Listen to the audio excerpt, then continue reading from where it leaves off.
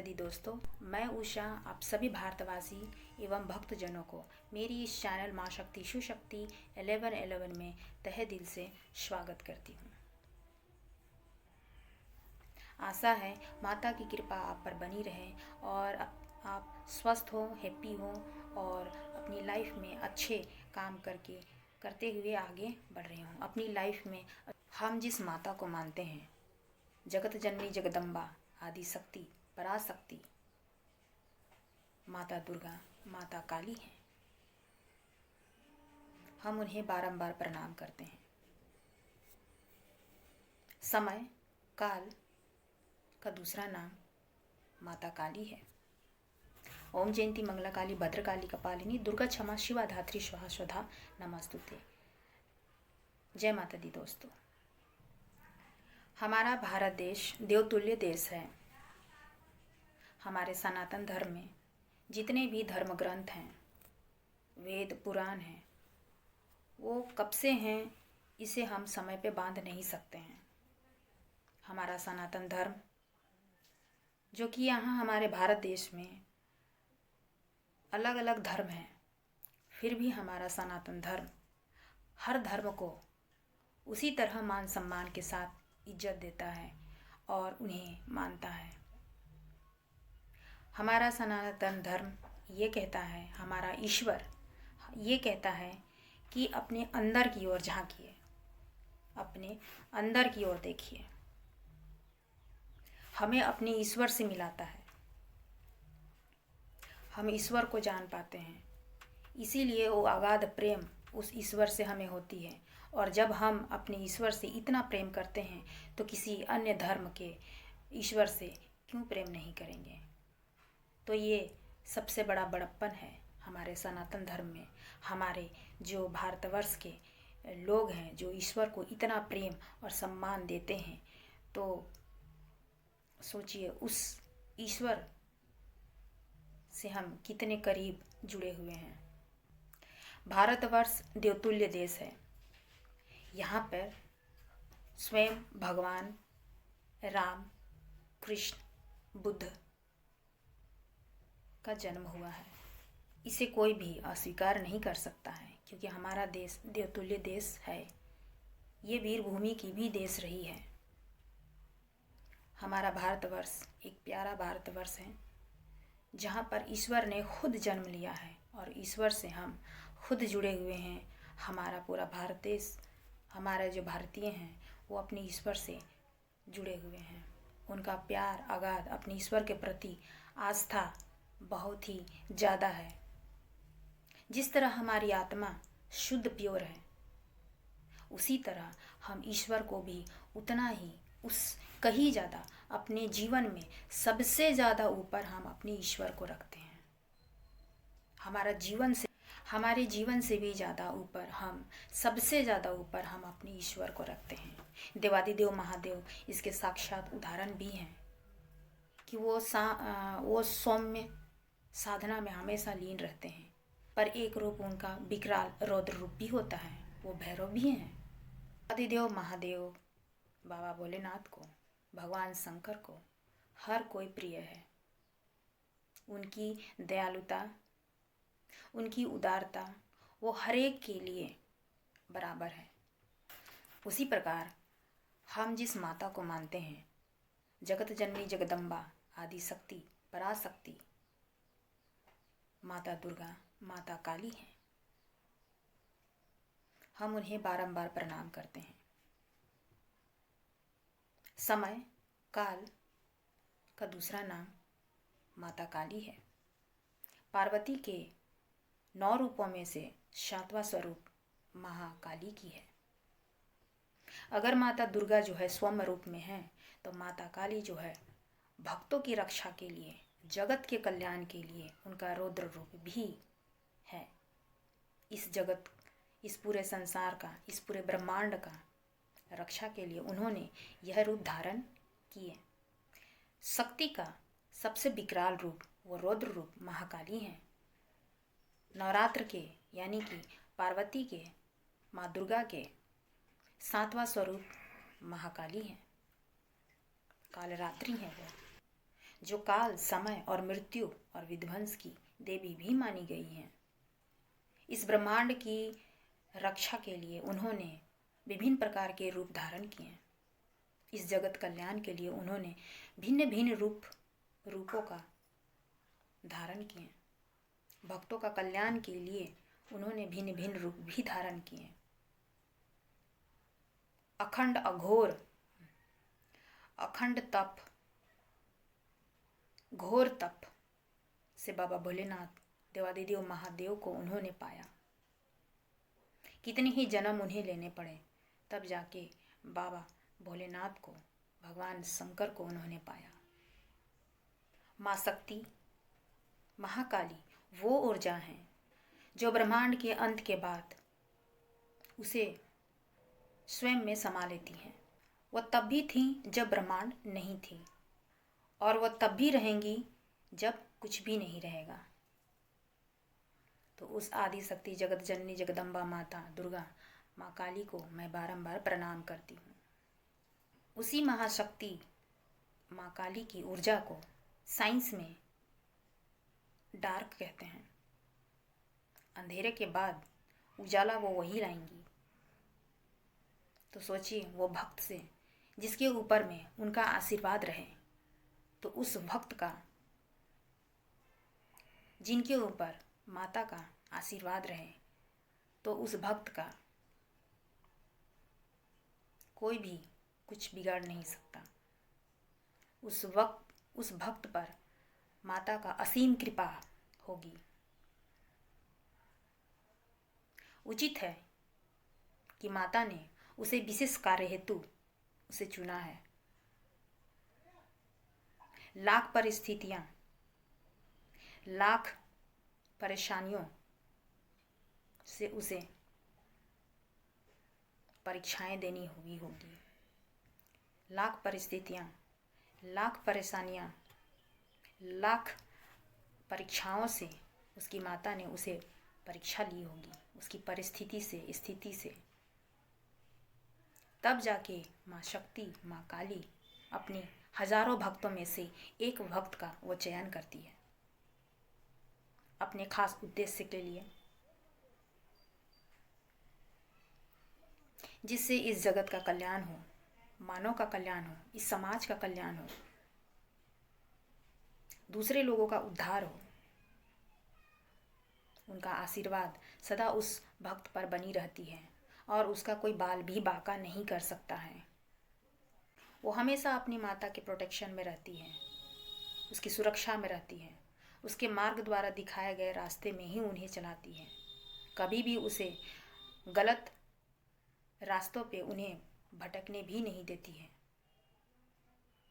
पर उसके जीवन में वो हर एक तरह की परीक्षाएं वो लेती है और उस भक्त को उस परीक्षा में सफल भी होनी होती है।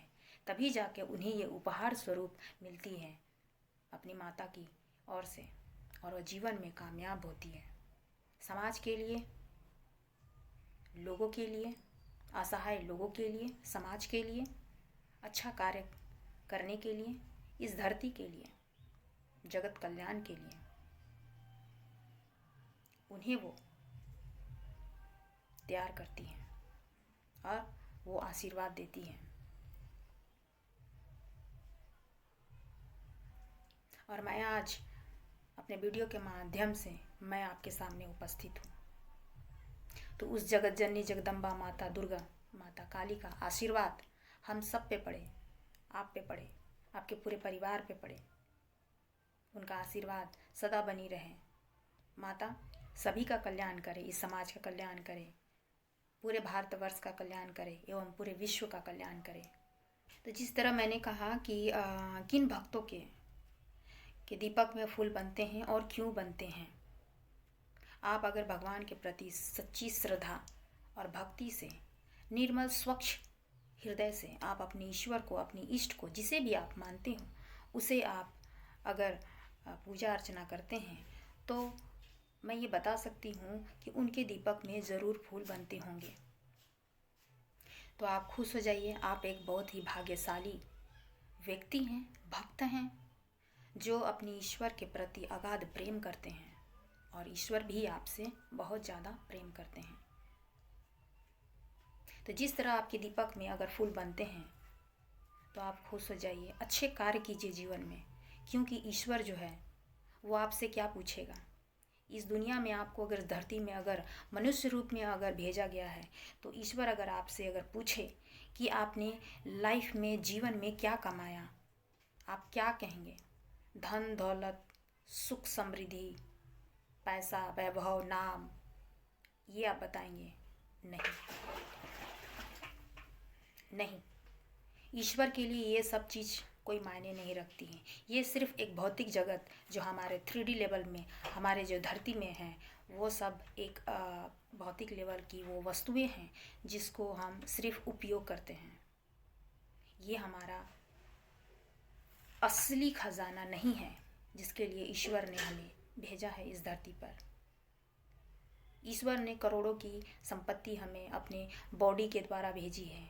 वो दिमाग जिसके ज़रिए आपने क्या सीखा, आपने कौन सी विजडम, आपने कौन सा ज्ञान आपने इस धरती में पाया, क्या किया, उसका कितनी शिक्षाएं आपने ली, कौन सा ज्ञान आपको मिला, आपके ज्ञान से लोगों को कितना भला हुआ,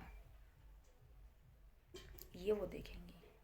तो जो अब हम इस धरती को अगर छोड़ के जाते हैं तो ईश्वर जो है वो आपसे पूछेंगे कि आपने क्या कमाया, तब आप क्या बोलोगे? जीवन में असली चीज़ कमा के अगर जाएंगे और ईश्वर ने हमें पूछा तो वो ईश्वर के लिए कौन सा सच्चा धन होगा? वो ये कि हम औरों के लिए कौन से अच्छे कार्य किए, लोगों की हमने कितनी मदद की, कितने हम दूसरों की हेल्प कर सकें, कौन सा ऐसा अच्छा कार्य किया जिससे गरीब लोगों का भला हो सके। अगर हम किन्हीं गरीबों को अगर अन्न दान करते हैं, उन्हें भोजन कराते हैं, तो वो हमने कमाया। अगर ज़रूरतमंदों को हमने किसी भी तरीके से मदद की, चाहे धन से हो या खाने से हो, तो वो हमने कमाया, अच्छे कर्म हमने कमाया। तो इस धरती में आपने अगर लोगों को शिक्षा दी तो आपने वो कमाया। आपने अपने ज्ञान का सदुपयोग किया और लोगों को आप ज्ञान दिए, उन्हें सिखाया, अच्छी बातें बताई, अच्छी चीज़ आप उनको दिए, तो वो आपने कमाया। आपने अच्छे धर्म कर्म किए लोगों के लिए, इस समाज के लिए, पूरे विश्व के लिए, तो वो आपने कमाया। लोगों को आपने खुशियाँ दी, चाहे जिस रूप में भी हो, आपने खुशियाँ दी, तो वो आपने कमाया। ईश्वर के लिए वो मान्य रखते हैं। आपके अच्छे कर्म, आपकी अच्छी सोच, आपके अच्छे कर्म, आपके धर्म कर्म, ईश्वर के प्रति आस्था, प्रेम, जो आपने अच्छे कार्य किए हैं इस धरती पे, वो आपके साथ में जाएंगे। ईश्वर के लिए वो मान्य होंगे कि आपने इस धरती लोक में कितने लोगों की भलाई की है, कितने लोगों का आपने हेल्प किया है। स्पिरिचुअलिटी और अध्यात्म पूजा के साथ साथ में वो कार्य सिखाती है जो आपने इस दुनिया में नहीं देखी है। वो आपको ज्ञान देती है जो आप इस संसार में, जो दुनिया, जो सब कोई देख रहे हैं, उससे आप ऊंचे लेवल पर आप उन सभी चीज़ों को आप देख पाते हो कि रियलिटी में, वास्तविकता में जिस भी चीज़, भौतिक चीज़ को हम देख रहे हैं, वो रियलिटी में कुछ भी नहीं है इस अध्यात्म से बढ़कर। हमें अपने आप से जोड़ते हैं और वो ज्ञान, वो विजडम हमें देते हैं जो कि दूसरे कोई नहीं देख सकते हैं। तो ये होती है आपके ईश्वर के प्रति लगाव, प्रेम और उनके द्वारा दिया गया वो ज्ञान जिससे ईश्वर आप बहुत ही प्यार करते हैं, उसके दीपक में ये फूल बनते हैं। तो चलिए जानते हैं कि फूल बन रहे हैं तो माता का आपका पूरा पूरा आशीर्वाद है आपके साथ में, आपके पूरे परिवार पे है। साथ ही साथ आप जिस भी भगवान को आप मानते हैं, जिस भी, चाहे देवादिदेव महादेव को मानते हैं, चाहे बजरंग बली को मानते हैं, विष्णु देव को मानते हैं, लक्ष्मी माता को मानते हैं, या बहुत से ऐसे हैं हमारे सनातन धर्म में बहुत से ऐसे ईश्वर हैं जिन्हें अपनी अपनी इष्ट के रूप में मानते हैं। तो आप जिस किसी को भी मानते हैं और अपने नित्य दिन आप जो पूजा करते हैं, पूजा अर्चना करते हैं और आपके दीपक में अगर फूल बनते हैं तो उस इष्ट देव का आशीर्वाद आपको प्राप्त हो रही है, ये मान के चलिए। तो अपने ईश्वर के प्रति आस्था बनाए रखिए, उनकी निरंतर पूजा करते रहिए और विश्वास रखिए कि जीवन में आप आगे बढ़ेंगे और अच्छे वे में बनेंगे, अच्छे वे में बढ़ेंगे और अच्छा कार्य ही करेंगे और ईश्वर आपको हर स्थिति परिस्थिति और परेशानियों से आपको ज़रूर निकालेंगे और आपको रास्ता ज़रूर दिखाएंगे। आप हर उस चीज़ को आप पा लेंगे जिसकी आपने कभी कल्पना की है।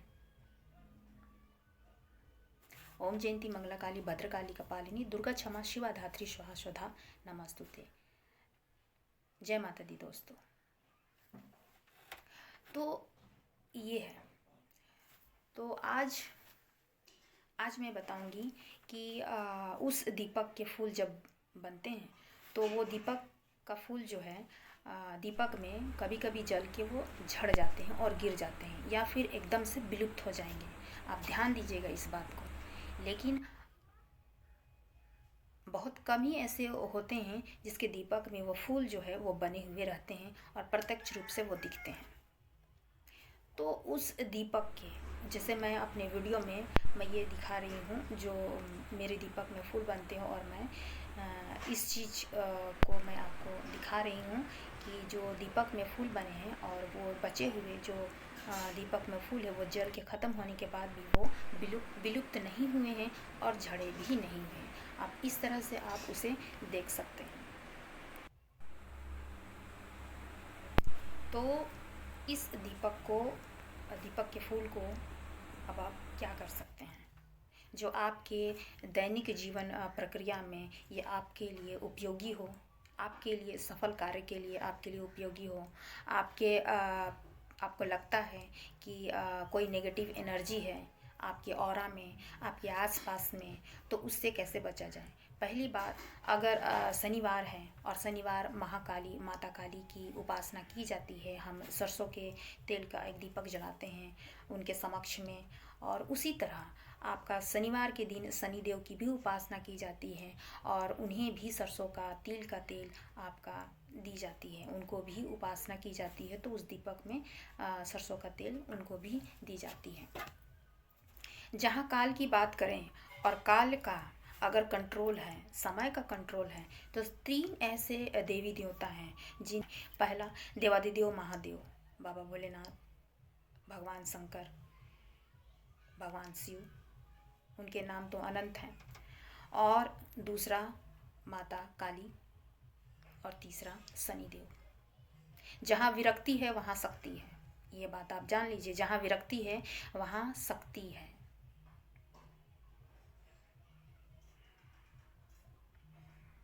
भगवान शनिदेव के गुरु हैं, गुरु माता हैं माता काली। अगर आप शनि देव से पीड़ित हैं या उनका कोई भी ग्रह है तो आप माता काली की उपासना कीजिए, उनका मंत्र जपाती कीजिए। ओम क्रीम कालिकाय नमः क्रींग मंत्र का जाप कीजिए।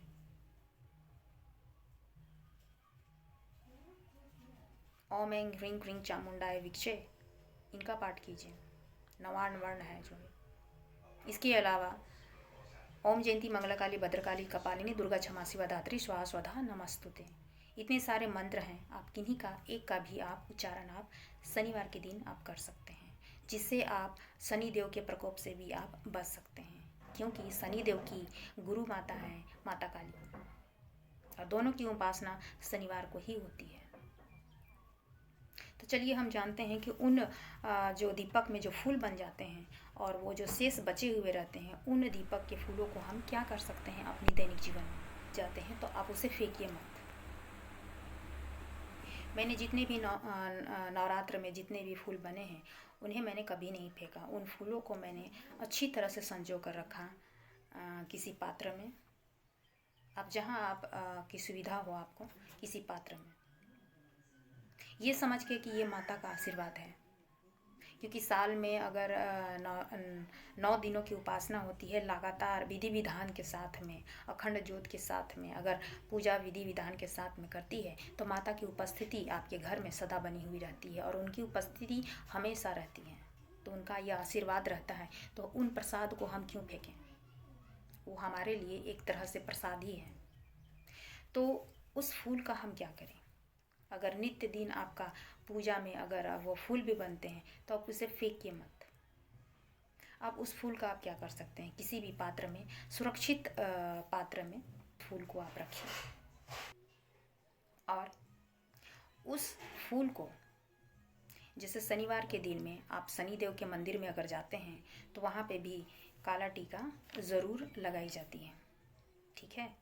तो वो काली टीका, तो जिस फूल को हम लोग जो रखते हैं तो किसी पात्र में आप रखें। और आपको अगर ऐसा लगता है कि आपके नेगेटिव ऑरा है, आपको लगता है कि आप में कुछ नेगेटिव एनर्जी आपको फील होती है, जैसे कि आपको घबराहट आना, आपको डर लगना, ठीक है, तो आप इन सभी चीज़ों में आप अपनी पूजा के दौरान उस जो फूल बनते हैं उसको आप